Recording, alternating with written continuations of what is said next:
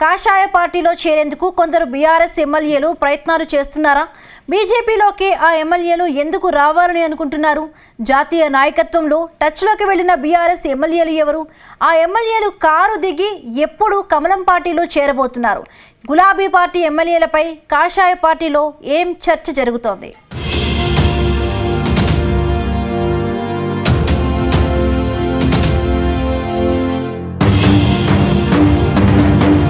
తెలంగాణలో 10 ఏళ్లు అధికారంలో ఉన్న బీఆర్ఎస్ పార్టీకి అప్పుడే కష్టాలు మొదలయ్యాయి. ఇప్పటికే కొంతమంది బీఆర్ఎస్ ఎమ్మెల్యేలు కారు దిగి అధికార చేయి పార్టీతో చేతులు కలిపారు. మరికొంతమంది ఎమ్మెల్యేలు కూడా అధికార కాంగ్రెస్ పార్టీలోకి వెళ్లినట్లు తెలుస్తోంది. ఇప్పటికే ముఖ్యమంత్రి రేవంత్ రెడ్డి కాంగ్రెస్ గేట్లు తెరిచామని, కాంగ్రెస్లోకి వస్తే తీసుకుంటామని గులాబీ పార్టీ ఎమ్మెల్యేలకు పిలుపునిస్తున్నారు. అయితే ఆహ్వానం మేరకు ఇప్పటికే కడియం శ్రీహరి, దానం నాగేందర్, తెల్లం వెంకట్రావు, పోచారం శ్రీనివాసరెడ్డిలు అధికార కాంగ్రెస్ పార్టీలో చేరిపోయారు. ఇంకా ఎంతమంది ఎమ్మెల్యేలు బీఆర్ఎస్ పార్టీని వీడి కాంగ్రెస్ పార్టీలోకి వెళ్తారని భయంగా కారు పార్టీ అధినాయకత్వం ఉందట. ఓవైపు బీఆర్ఎస్ కు అధికార కాంగ్రెస్ తో పాటుగా మరోవైపు బీజేపీ భయం వెంటాడుతుందనే టాక్ వినిపిస్తోంది.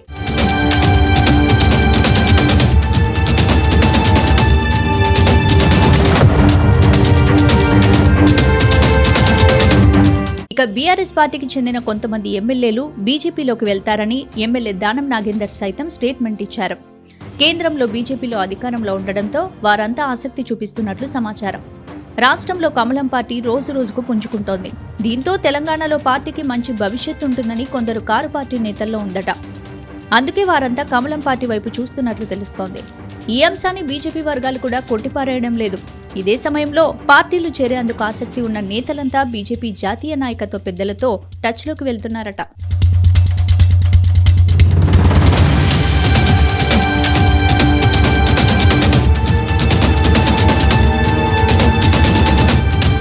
ముఖ్యంగా జీహెచ్ఎంసీ పరిధిలో ఉన్న ఎమ్మెల్యేలు బీజేపీలోకి చేరేందుకు ఎక్కువగా ఇంట్రెస్ట్ చూపిస్తున్నారట.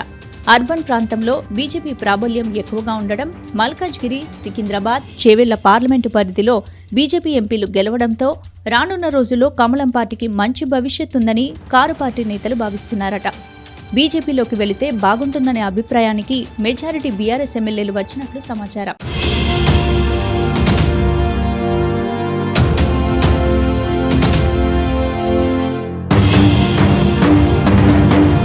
మరోవైపు రాష్ట్రంలో కాంగ్రెస్ అధికారంలోకి రాగానే గ్రేటర్ పరిధిలోని కొందరు బీఆర్ఎస్ ఎమ్మెల్యేలను టార్గెట్ చేసింది.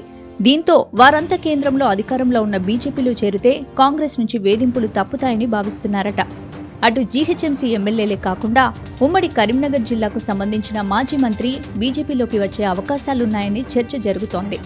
అయితే దీన్ని ఇప్పటివరకు ఆ మాజీ మంత్రి ప్రస్తుత ఎమ్మెల్యే ఎక్కడా కూడా ఖండించలేదు. దీంతో ఆయన కారు దిగడం ఖాయమనే చర్చ జోరందుకుంది. ఇక ఉమ్మడి మెదక్ జిల్లా నుండి బీఆర్ఎస్ కు సంబంధించిన కీలక నేత, మాజీ మంత్రి సీనియర్ ఎమ్మెల్యే పార్టీ మారుతారనే చర్చ కూడా ఊపందుకుంది. అతనితో పాటు అదే జిల్లాకు సంబంధించిన ఆయనకు అత్యంత సన్నిహితంగా ఉండే మరో ఎమ్మెల్యే కూడా కారు దిగి కాషాయ పార్టీలోకి రావచ్చనే గుసగుసలు వినిపిస్తున్నాయి. ఇక అదే జిల్లాకు చెందిన ఇండస్ట్రియల్ నియోజకవర్గానికి చెందిన మరో ఎమ్మెల్యే కూడా బీజేపీ వైపే మొగ్గు చూపుతున్నట్లు తెలుస్తోంది. ఇక ఉమ్మడి నల్గొండ జిల్లాకు చెందిన ఎమ్మెల్యే కేసీఆర్ కు అత్యంత సన్నిహితుడు కూడా బీజేపీ పార్టీ వైపు మొగ్గు చూపుతున్నట్లు అతని అనుచరులు చర్చించుకుంటున్నారట.